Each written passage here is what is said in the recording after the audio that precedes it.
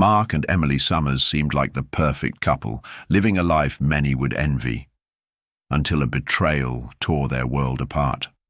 What began as a woman's innocent pursuit of fitness with her personal trainer quickly spiraled into a deadly obsession, one that would lead to a shocking crime no one saw coming.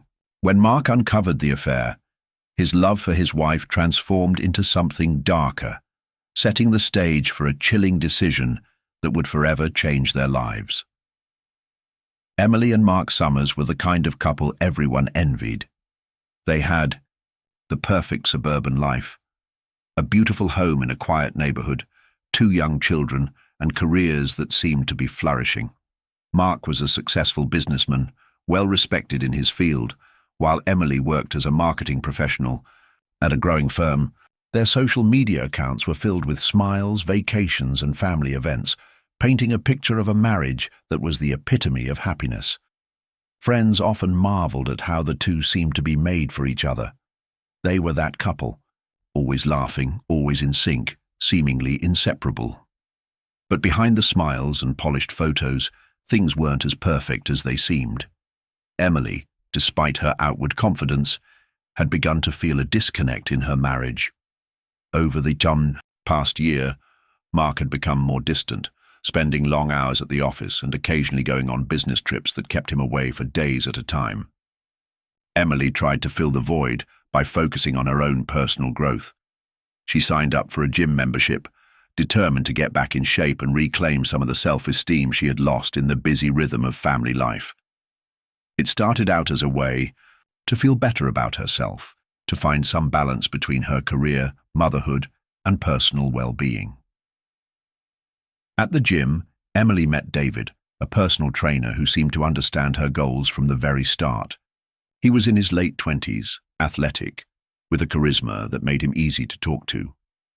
Emily appreciated his friendly demeanor and motivational attitude.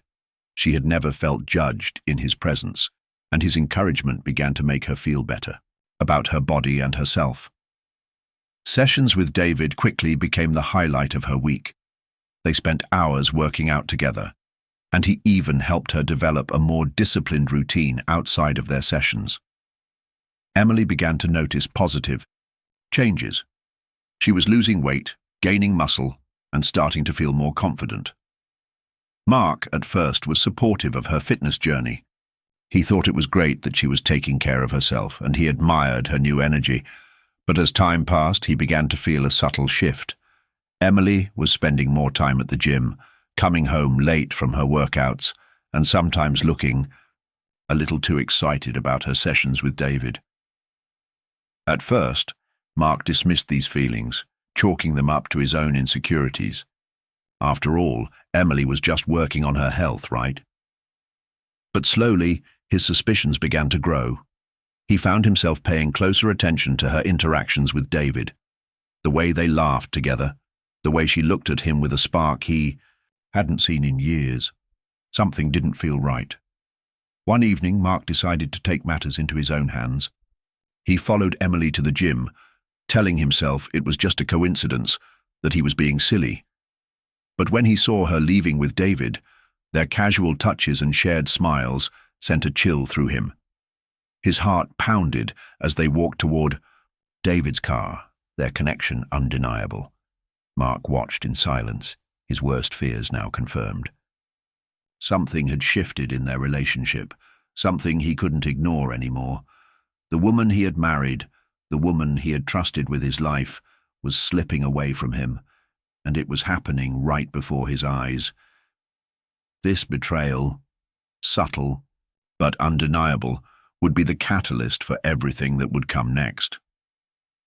In the weeks that followed Mark's discovery, the tension in the house grew thick and palpable. Mark's once unwavering trust in Emily began to erode, replaced by an all-consuming suspicion that he couldn't shake. He found himself constantly second-guessing everything she did, reading into her every word and gesture. Emily, on the other hand, was unaware of the storm brewing inside her husband. She believed everything was fine, convinced that her routine at the gym was just part of her self-care journey. She had no idea that Mark's mind was unraveling with each passing day. At home, Emily seemed more distracted than ever. Her conversations were clipped, her mind often elsewhere. She spent long hours working from home, her laptop open, but her thoughts clearly distant. Mark couldn't help but notice the small things, the way she would smile when her phone buzzed, the quick glances she cast at it before putting it away. The late-night gym sessions had become more frequent, and though Emily always insisted she was just focused on her fitness, Mark couldn't shake the feeling that something more was going on. One evening, after Emily returned from a particularly late session with David, Mark decided to confront her. He was no longer willing to sit in the dark, hoping his doubts would fade away. With a cold resolve, he asked her point blank if there was anything going on between her and David. Emily looked at him, surprised and slightly hurt by the accusation. She brushed it off with a laugh, claiming that it was absurd, that David was just a trainer, nothing more. But there was something in her eyes, a flicker of unease that Mark couldn't ignore. For the first time, he wasn't sure if she was lying, or simply trying to protect something she knew he couldn't handle. Despite her reassurances, Mark's mind was made up. The nagging feeling that Emily was hiding something deeper, gnawed at him. He couldn't get the image of her with David out of his mind. Every time she left for the gym, he was filled with dread. He started searching through her things. When she wasn't home, digging through her phone, her emails, anything that might offer a clue. One day, he found something that stopped him dead in his tracks, a text message exchange between Emily and David, full of flirty remarks and hints of shared moments that had gone far beyond the boundaries of a professional relationship.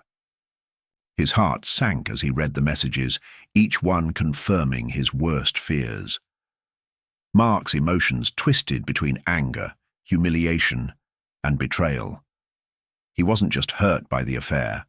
He felt as though everything he had built with Emily, their family, their life together, had been a lie. He was no longer the man he had been before this discovery.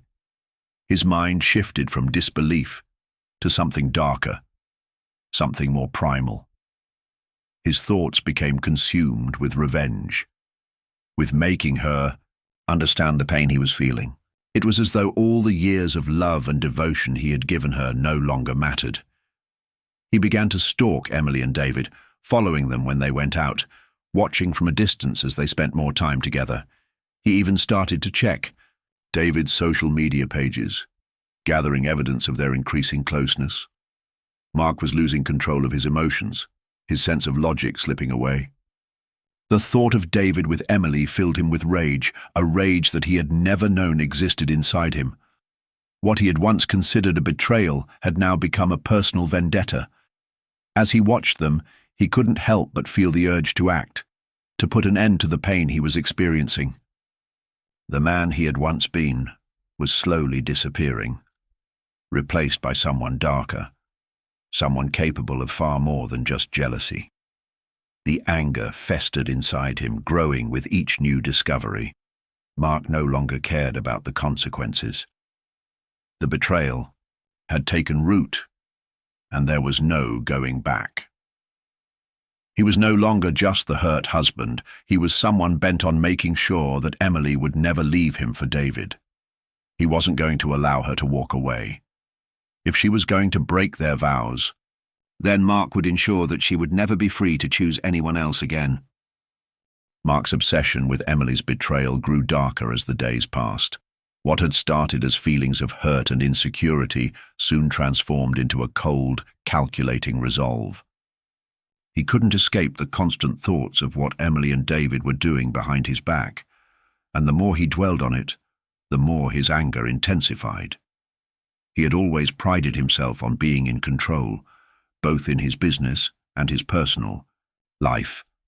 But now it seemed that everything he had worked for, his family, his marriage, his reputation, was slipping through his fingers.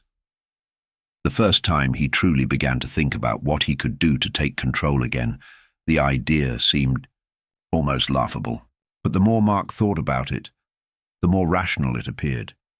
He had seen countless crime documentaries, read about others who had lost control in similar ways, and he thought to himself, "I'm not like them. I won't get caught." He believed that his pain and betrayal justified whatever actions he would need to take. Emily had betrayed him. Now it was his turn to act. Mark began to plan meticulously, even as a part of him tried to push the thoughts aside. His mind, however, had already gone too far down that path. He didn't want to just confront Emily again. This time, he wanted to make sure she would never choose David. Mark knew that, if it was going to happen, he needed to be careful. He needed to think of everything, from alibis to evidence, from timing to methods.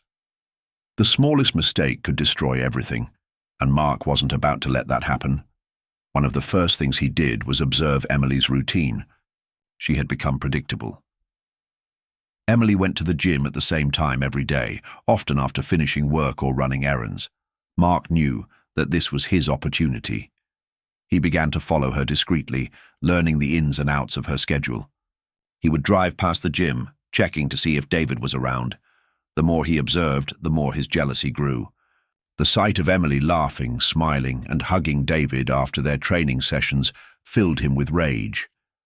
But it also gave him something, an edge. He began to look for ways to turn that anger into action. Mark spent nights researching methods that wouldn't leave a trace, ways to eliminate Emily without anyone suspecting him. He looked into poisons, things that could go undetected in a drink or a meal. He researched various substances that would mimic natural causes of death, ways to make her death look like an accident or a health issue. He scoured the internet, reading about poisons that wouldn't show up on basic autopsies, substances that could be ingested without leaving immediate signs. Mark was meticulous, wanting to make sure that there would be no evidence to tie him to the crime. He knew that once he went down this path, there would be no turning back. As the days wore on, Mark's obsession deepened. He kept a journal, writing down every thought, every detail he learned about Emily's habits and routines. It became a way to track her every move, as well as a way to keep himself grounded in the idea that he was still in control. But as he wrote, there was a growing sense of unease within him. He knew that what he was planning was irreversible. But the thought of losing everything, of being the one who was betrayed and left behind, was more than he could bear. At night, after Emily had gone to bed, Mark would lie awake, imagining the moment when everything would finally be over. He would see her death unfold in his mind, played out in perfect detail. The wine glass he would slip the poison into, the way Emily would drink it, unaware of the fate that awaited her. He envisioned her drifting off into a peaceful sleep, never waking up. He convinced himself that it would be for the best, for both of them. Emily could be free of a man she no longer loved, and Mark could rid himself of the woman who had shattered his heart. With each passing day, the plan felt more real. It was no longer a fleeting thought or a vague fantasy. It was something he was preparing to carry out. Mark had always been good at controlling his emotions, at hiding his true feelings behind a mask of politeness and civility. But now, his mask was slipping. The rage, the betrayal, the pain, and the fear, they consumed him entirely. And soon, there would be no going back. The day Mark had been planning for weeks finally arrived. It seemed like an ordinary day at first. Emily had gone to the gym for her usual workout with David. Mark could hear the familiar sounds of her getting ready, the soft shuffle of her shoes on the floor, the sound of the front door closing as she left. He had been watching the clock all morning, counting down the hours until Emily's session would end and she'd return home. This was his moment. It had to be flawless. Earlier that morning, Mark had prepared everything with care. He had taken the poison, a substance that would be difficult to detect, and placed it in a small vial he had hidden in his pocket. It wasn't something he had stumbled upon carelessly. It had taken him days to decide on the right method, to calculate the exact dose. He wanted to ensure that it would be effective, quick enough to avoid suspicion, but not so obvious that anyone could trace it back to him. After all, if this was going to work, no one could know it was him. It had to look like an accident. By the time Emily came home that afternoon, Mark had everything ready. He greeted her with a smile, as if nothing was wrong, as if everything was still perfect. He watched her as she entered, her tired smile still glowing from her workout. She was happy, in a way that seemed so effortless, so unaware of the storm that had been brewing in Mark's mind for weeks. She talked about her day, about the exercises she had done with David, how she felt stronger and more energized than ever. Her enthusiasm only made Mark feel more distant, more disconnected from her. It was as if she was already slipping away, already becoming someone he no longer recognized. He poured her a glass of wine, the same one they often shared after her gym sessions. It had become a small tradition of theirs, a way for her to unwind after the physical exhaustion. But this time Mark wasn't offering the usual relaxing glass of wine. This one would be different. It would be the one thing that would end it all. As she sat down on the couch, Mark handed her the glass with a careful, practiced smile. She took it without hesitation, sipping it slowly, enjoying the calmness it brought after a long day. They exchanged small talk about the children, about upcoming plans for the weekend. Mark watched her, every word she said sinking further into his mind. He couldn't let her go. Not like this, not with another man.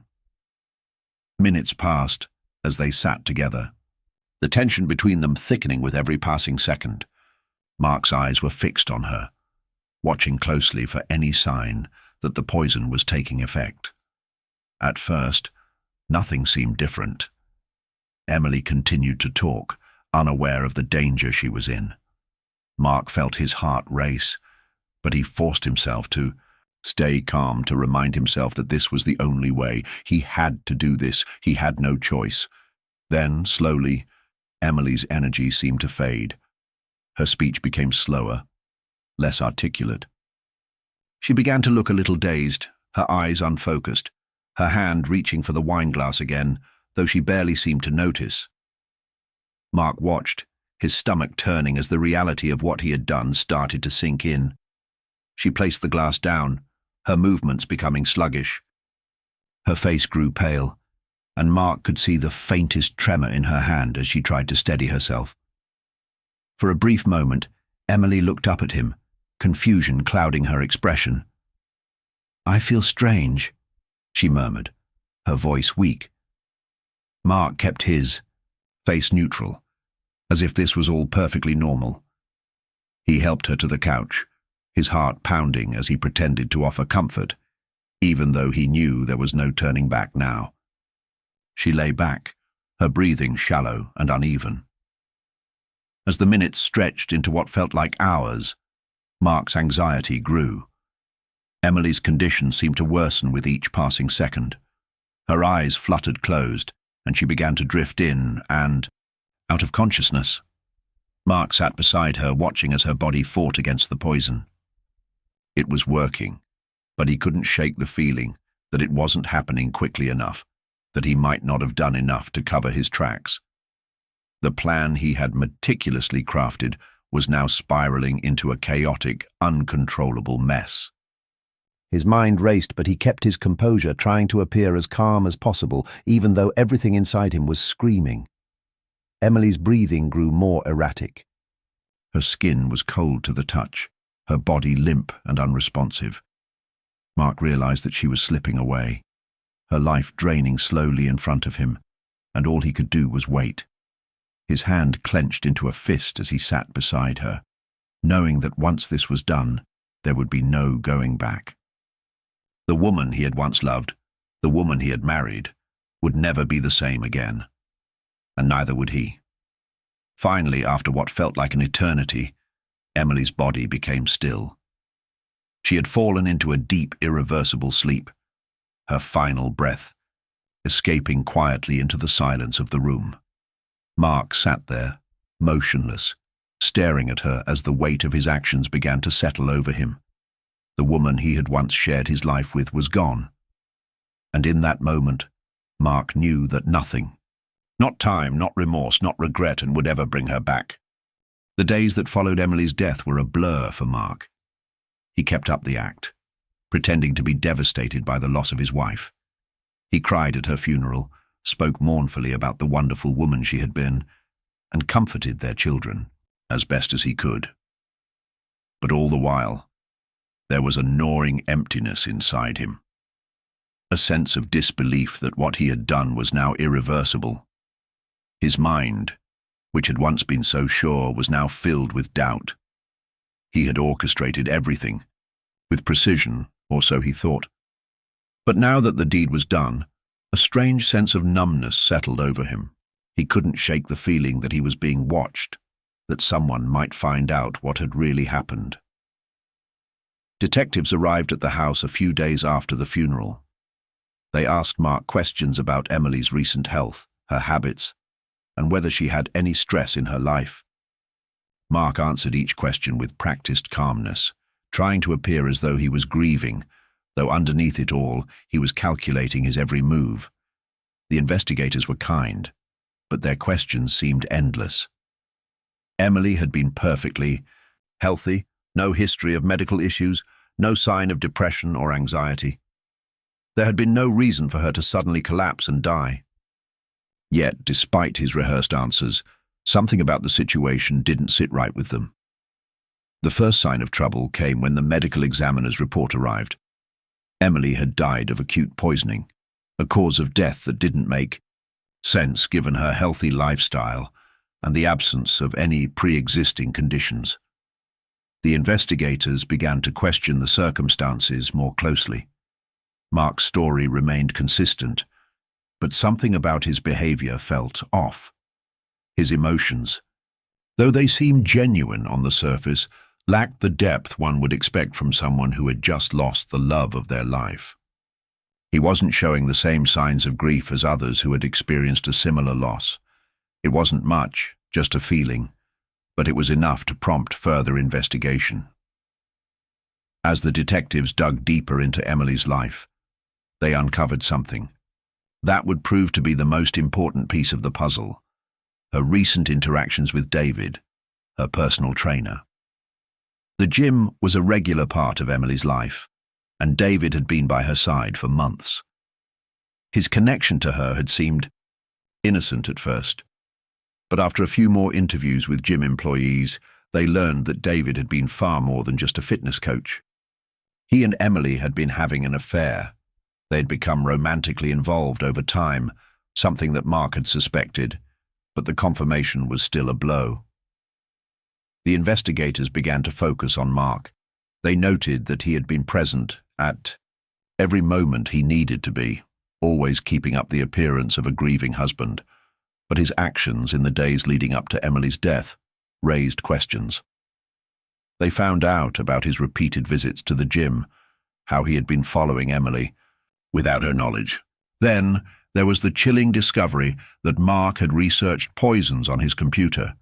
They found his search history, filled with information about undetectable poisons, ways to administer them, and how they could mimic natural causes of death. The final nail in the coffin came when the police checked the security footage from the house. They had reviewed the moments before Emily's death, when Mark had offered her the wine. What they found was nothing short of damning. The exact moment when Mark had slipped the poison into her glass. He hadn't even tried to disguise it. It was there, in full view of the camera. The truth came crashing down on Mark like a ton of bricks. His world, which had once been so carefully constructed, had crumbled to nothing. The detectives arrested him the following morning. Mark's stoic exterior shattered as the weight of his actions settled in. The man who had once believed he could control everything, his family, his life, his emotions, now found himself at the mercy of the law, facing charges of first-degree murder. In the courtroom, Mark's defense was weak, and the evidence against him overwhelming. His actions, his carefully planned crime, had led to the death of the woman he had once loved. And as the verdict came down, Guilty of murder, Mark's reality finally hit him. There would be no redemption, no way to undo the irreversible damage he had caused. Emily was gone, and so was his freedom. All that remained was the hollow weight of his choices, the knowledge that his jealousy and rage had cost him everything.